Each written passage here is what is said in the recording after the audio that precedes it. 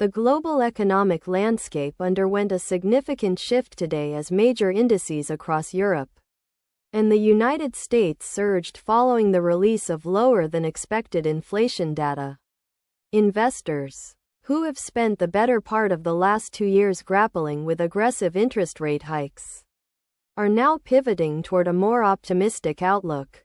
The latest figures suggest that central banks may finally be in a position to pause their tightening cycles, or perhaps even consider modest cuts before the year's end.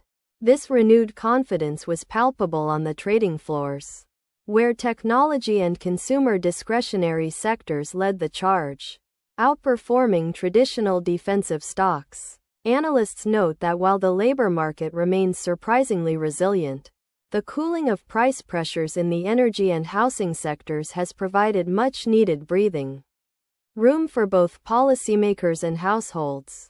However, some caution remains. Several prominent economists warn that the last mile of returning inflation to the 2% target could still be fraught with volatility, particularly given ongoing geopolitical tensions and supply chain adjustments.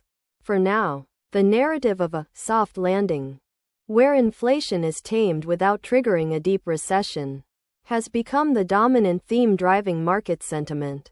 As corporate earnings season begins to kick off, all eyes will be on how these macroeconomic shifts translate into bottom-line performance for the world's largest companies. The consensus remains cautious but hopeful, as the specter of stagflation appears to be receding into the background of the global financial conversation.